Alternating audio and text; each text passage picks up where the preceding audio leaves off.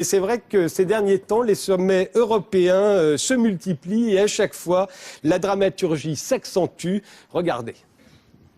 Le compte à rebours est toujours en marche à Bruxelles. Il faut sauver la zone euro. C'est le leitmotiv que l'on entend depuis maintenant des semaines. Les politiques qualifient eux-mêmes ce sommet de dernière chance pour l'Europe. Vont-ils être à la hauteur de la menace qui pèse sur la zone euro? Direction Bruxelles, où l'avenir de la zone euro va sans doute se jouer dans les prochaines 48 heures. Chefs d'État et de gouvernement viennent d'arriver sur place il y a moins d'une heure, visage fermé. Jamais l'Europe n'a été aussi nécessaire. Et jamais elle n'a été aussi en danger. Et jamais le risque d'explosion de l'Europe n'a été aussi grand. Alors le quotidien Le Monde a constaté que c'était le 16e sommet de la dernière chance depuis quelques mois. On les multiplie. Alors qu'est-ce que c'est que ces sommets de la dernière chance qu'on multiplie à l'infini?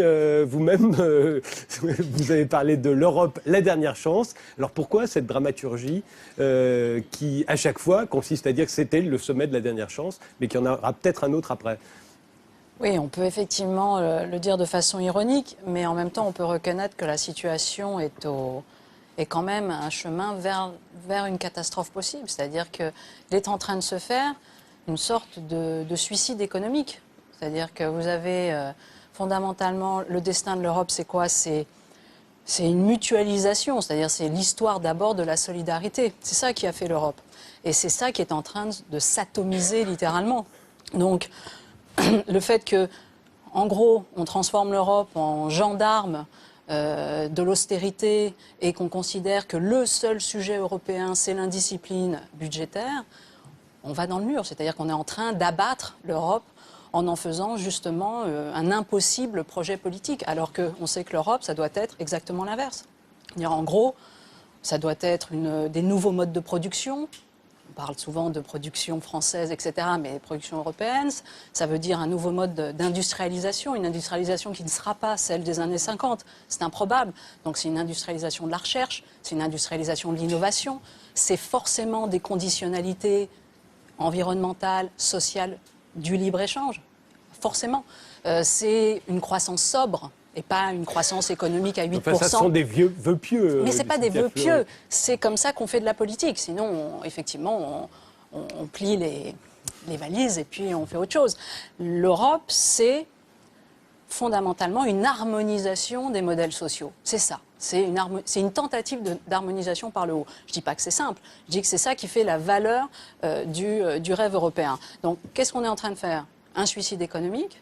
Un suicide économique qui va se traduire en suicide démocratique, sincèrement. Puisque pourquoi? Parce que quand vous faites peser sur les peuples une charge trop lourde, elle l'est. Quand les politiques d'austérité sont iniques, elles le sont. Quand les dirigeants sont ressentis comme illégitimes, je parle des 3 dirigeants, notamment Mario Monti, les anciens de Goldman Sachs, qui, entre guillemets, Goldman Sachs, qui participaient bien sûr du fait de falsifier les comptes grecs. Il y a un tel déni par rapport à ça. Mais non, ce n'est pas un problème que ces hommes qui représentent une légitimité européenne, notamment celle de la Banque centrale, soient aujourd'hui aux manettes. Bien évidemment que ça pose problème. Donc tout ça, ça fait que vous avez une instrumentation populiste très très forte de ces problèmes-là. C'est évident. Et donc, à terme, un suicide démocratique. Donc, je suis d'accord avec vous que l'on aurait pu être meilleur en rhétorique. Non, mais ce n'est pas vous particulièrement. Il se trouve que la dernière chance, c'est le mot que tout le monde emploie. Les 16 sommets qui se sont succédés se sont d'abord succédés dans une non-décision. C'est-à-dire que la décision qu'on doit prendre, c'est fondamentalement le fait de donner à la Banque centrale une marge de manœuvre. Ça existe dans toutes les grandes démocraties. C'est l'Amérique, bien sûr, c'est l'Angleterre. Je rappelle aussi quand même que c'était le geste fondateur souverain des États-Unis d'Amérique, c'est-à-dire les 13 colonies, qu'est-ce qu'elles ont fait? Elles ont mutualisé les dettes. C'était évident. Et déjà, c'était pour calmer la guerre civile entre le Nord et le Sud. Donc, nous avons à faire ça. Je ne suis pas économiste, donc je vais laisser aux uns et aux autres les manières d'eux. Mais en tout cas, sur le projet politique, il est certain qu'il faut inventer ces modes-là, il faut inventer l'harmonisation, la convergence fiscale, la convergence sociale. Ça mettra du temps, mais ça redonnera à l'Europe sa vérité, c'est-à-dire une espérance politique. Moi, la question que je posais, c'est qu'on a tendance à accuser le couple franco-allemand, en l'occurrence Mme Merkel et Nicolas Sarkozy, de dramatiser pour pouvoir faire passer en force leurs mesures. François de Closet, vous pensez que quand on parle de la dernière chance... Il n'y a pas à dramatiser, il y a à dire la vérité aux Français. C'est que personne ne sait aujourd'hui ce qui va se passer dans les 3 mois. Oui, concrètement, c'est très concret. La France va devoir trouver sur les marchés financiers 180 milliards l'année prochaine pour payer ses fonctionnaires. Attention, pas seulement pour rembourser ses dettes.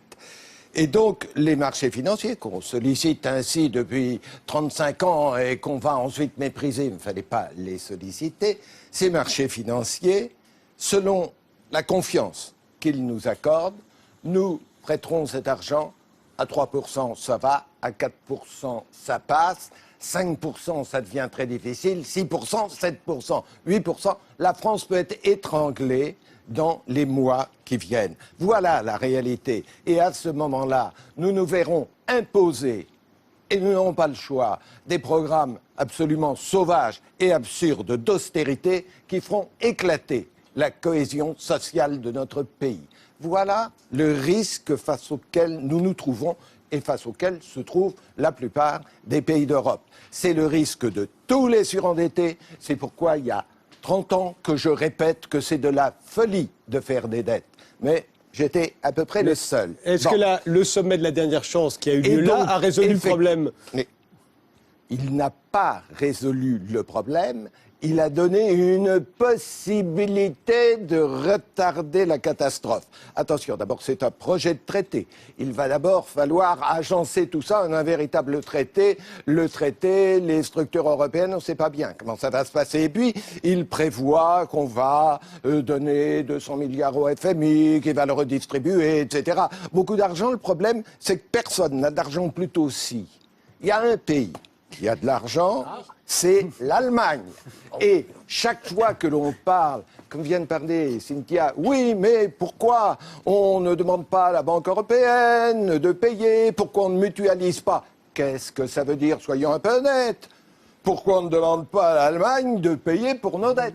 Et évidemment que les Allemands ne veulent pas. Donc à l'heure actuelle, il y a 2 problèmes. Il y a le problème de la discipline, le problème, je dirais, comptable. Et il y a le problème, vous avez raison, du projet européen de la solidarité. Et bien évidemment, les Allemands disent, bon, d'accord, dans l'urgence, vous résolvez le problème comptable, vous revenez à l'équilibre, et ensuite on fait de la politique. Parce que la comptabilité, ce n'est pas la politique, c'est la condition de la politique. Et quand effectivement on a violé la comptabilité pendant si longtemps qu'on a vécu au-dessus de ses moyens et à crédit, eh bien après, c'est vrai, on ne peut plus faire de politique et on risque la catastrophe. Donc en un premier temps, il faut éviter la catastrophe et préparer la solution politique. Mais il faut bien se dire que si la France, par exemple, n'est pas capable de devenir crédible, et elle ne l'est pas aujourd'hui, dans sa volonté de rétablir ses équilibres financiers, il n'y aura pas de solidarité européenne. Il n'y en aura pas. Donc la balle est dans notre camp, et quand on voit la classe politique qui est en train de faire un enjeu électoral de cette obligation de revenir à l'équilibre, vous avez vu les déclarations d'Hollande, etc., eh bien là, on peut se dire qu'il joue contre le pays s'il n'y a pas une union nationale pour éviter cette catastrophe et accepter les disciplines de retour à l'équilibre, alors nous tomberons, ça c'est sûr. Paul Jorion, on a évité la catastrophe ou est-ce qu'il va y avoir encore un sommet de la dernière chance? Non, les derniers sommets de la dernière chance qui ont véritablement eu lieu ont eu lieu à la fin de 2008. Ça, c'était les sommets de la dernière chance. Alors maintenant, on les appelle tous les suivants, on les appelle par automatisme, on les appelle encore de la dernière chance, mais la dernière chance, il y a eu une fenêtre, c'était à la fin de 2008, c'est la fenêtre dans laquelle M. Sarkozy a prononcé le discours de Toulon, il a dit ce qu'il fallait faire, il a dit il faut refonder le capitalisme, si on ne le fait pas, ça ne va pas marcher. Ça n'a pas marché. Ça n'a pas marché. Alors maintenant, on fait du rattrapage. C'est de plus en plus compliqué. La première fois qu'on a cité un chiffre sur comment on pouvait aider la Grèce, c'était 15 milliards la première fois. Ça devait être vers janvier 2010. Maintenant, c'est passé à 10 fois plus, etc. Ce sont des batailles successives de guerres qui sont perdues petit à petit, etc. Et maintenant, c'est la déroute complète. Alors, évidemment, on dit on va rétablir la confiance des marchés. La confiance des marchés, on va parler de manière confiante, comme ça les marchés vont devenir confiants. C'est pas comme ça que ça marche. Quand un marché, il est confiant, quand il sait qu'on va lui rendre l'argent qu'il a prêté. Si on lui rend pas cet argent, il sera jamais confiant. On peut pas faire des discours, ajouter des phrases, ça va pas marcher. Il y avait une fenêtre d'opportunité. À la fin 2008, on avait vu ce qui s'était passé, on n'a pas pris, on a fait effectivement ce qu'on a fait. Il y a un monsieur qui a dit, un banquier anglais, qui a dit pour rire, il a dit, c'est quand même à nous qu'on va demander, qui est-ce qu'on a pris maintenant Monsieur Papademos, ça a été dit par Cynthia. Bon, on a pris M. Papademos, on prend M. Draghi, on prend M. Monti, etc. Tous ces gens qui ont montré qu'ils étaient à la tête de la panique à la fin de 2008. On va rappeler Greenspan peut-être la semaine prochaine, on ne sait jamais. C'est Greenspan qui a dit « j'ai rien compris, finalement, je ne sais pas du tout comment ce système marchait ». Ce sont ces gens-là qu'on remet au poste. Malheureusement, ça ne fait pas beaucoup de différence. On espérait quand même, puisque ce sont les gens qu'on a dit, etc. Mais regardez ce qui s'est passé. On a nommé M. Papademos, on a nommé M. Monti. Pour faire quoi? Pour faire baisser les taux de ces pays, les taux usuraires que les marchés demandent de ces pays. Ça n'a pas marché. Le lendemain, ça s'est monté encore plus haut. Donc on leur prête toujours à des taux extrêmement importants, en dépit du fait qu'ils ont changé de gouvernement. Aujourd'hui, ça a encore monté par rapport à hier. Les marchés, ce système est cassé. De quoi est-ce qu'on s'est aperçu? Le système était en déliquescence à la fin de 2008. On a mis du scotch, on a mis des petits bouts d'élastique, on a mis du papier collant. On n'a rien fait. On n'a rien fait. Ça a été, ça a été torpillé d'une certaine manière aux États-Unis. Cette énorme loi Dodd-Frank, etc., qui fait des tas de pages, ça ne sera jamais mis en application, jamais. Les républicains ne votent pas l'argent qui est nécessaire pour le faire. Et ce sont des clauses à l'intérieur de clauses, etc. C'est une machine à gaz. On peut pas le faire non plus. Il y avait une opportunité qui était là. On l'a pas prise. Et maintenant, on fait des discours, on fait des réunions à 7, à 20, à 17, à 27, etc. Et comme ça a été dit tout à l'heure, il faudra maintenant réunir 26 parlements. Il y en a un sur les 27 qui ne fera pas. 26 parlements. En Irlande, il faudra encore un référendum. En Allemagne, on ne peut pas prendre un certain type de décision parce qu'on a déjà inscrit dans la Constitution qu'il fallait faire des calculs par rapport au PIB, ce qui n'a aucun sens, etc. Mais on va demander aux autres de le faire. La règle d'or, etc. On n'en sort pas. Sachant qu'on est dans l'urgence en plus. Attends, je vais poser la question. C'est merveilleux ce que vous nous avez dit de l'Europe. Oui. C'est merveilleux. Mais il faut bien voir que par rapport à la réalité, c'est un rêve. Ce sont des pays qui étaient proches, qui étaient voisins. Mais ce n'étaient pas des pays qui avaient d'emblée la volonté de fusionner. Et des pays qui sortaient de guerre en plus à l'époque. Donc, effectivement, on a promis quelque chose, on a fait un rêve, et quand on arrive à la réalité, on s'aperçoit que chacun est dans son propre intérêt, comme vous le dites, qu'il est si difficile d'arriver à des accords. Et dans cette situation, il faudrait quand même que les Français se disent « aide-toi, l'Europe t'aidera, peut-être, mais aide-toi d'abord, au lieu d'imaginer que tu vas t'en sortir parce que la Banque européenne, parce que tout ça. » Non, c'est d'abord à nous de réussir à convaincre les marchés qu'en France, en tout cas, on tiendra nos engagements. Autrement, on coule.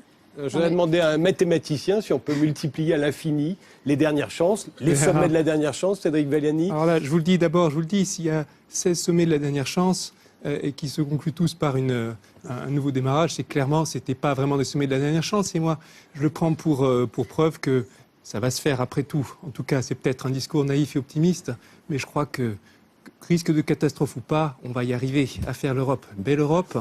C'est peut-être aussi une façon qu'on va dire scientifique, on est très universaliste, vous savez, les 26 pays d'Europe, j'ai dû voyager dans au moins la moitié d'entre eux. Partout où on discute, dans tous ces pays d'Europe, on trouve des gens avec qui on est heureux de discuter, on trouve des valeurs communes, on trouve des gens qui ont envie que l'Europe se fasse au niveau politique, au niveau social, au niveau écologique, à tous les niveaux. C'est pas seulement une question économique, bien sûr. Peut-être qu'il y a des remous en ce moment, mais je suis persuadé, je vous en donne ma main à couper, qu'on aura un jour une belle Europe forte et puissante. Caroline Eliachef, la Formidable dernière quand chance. des jeunes disent ça. Bravo, merci. Alors lui, c'est formidable, et moi, c'est pas formidable. Caroline Eliachef, la dernière chance, parce que c'est cette idée-là. Est-ce qu'on dramatise? La dernière chance, non, c'est pas ça. C'est que une fois, ça va, mais enfin, je veux dire, c'est quelque chose à un coup. Quand ça recommence et que ça recommence encore, finalement, on se lasse. Parce que pour éveiller les personnes, il faut qu'il y ait une modification. Hein. Et quand cette modification ne modifie rien et elle est toujours la même, finalement, on assiste à ça. Je veux dire, on assiste à ça finalement assez passivement. C'est-à-dire, on n'y croit plus, quoi. Tout simplement, quand on crée au loup. Sauf que le loup. Au fond, ça dédramatise, au Mais contraire. oui, ça a effectivement l'effet inverse. André Wilms.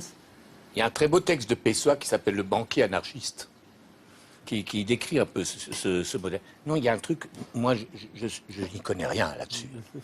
J'essaye de lire attentivement tous les articles des économistes, quoi. D'ailleurs, j'aimerais faire un spectacle là-dessus, parce que c'est extraordinaire. Tous les spécialistes, avec les subprimes, les machins, les trucs, tu comprends rien. Personne ne comprend rien. Ce qui m'intéresserait quand même, ça, je voudrais poser la question à des spécialistes. Qui gagne du pognon dans cette crise ? À qui ça profite, cette crise? 1%. Il y a bien des gens, quand même. Paul Jorion, Il y en a vous très voulez peu qui gagnent beaucoup. 1 centile. 1%, oui. Ah bon? Pas que 1%. Non, entre 2008 et 2011 aux États-Unis, 80% de la richesse créée à l'intérieur du pays est allée au 1% au-dessus. D'accord. Est-ce qu'ils ont intérêt à ce que cette crise continue? Non, parce que Ils ont intérêt à ce qu'elle s'aggrave. Voilà, c'est ça. Il y a Ça, c'est certains intéressant, spéculateurs. Non, Oui. ce qui est vrai, c'est qu'il y a deux spécule? choses qu'il faut distinguer. Oui. Il y a d'abord des investisseurs à qui nous allons demander de nous prêter de l'argent.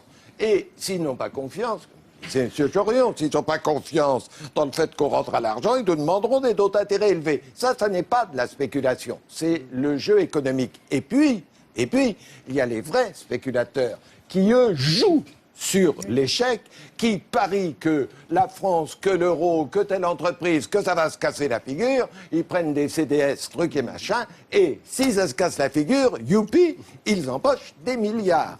Donc il y a les deux, hein, on est bien d'accord, il y a les deux phénomènes qu'il ne faut pas confondre. Quand les marchés financiers augmentent les taux d'intérêt, ce n'est pas la même chose que lorsque les spéculateurs jouent la chute d'un pays. De toute façon, c'est un feuilleton qui continuera l'année prochaine, que nous reprendrons donc dans Ce soir ou jamais, dès la rentrée. Mais je vous propose de passer tout de suite à une autre actualité qui est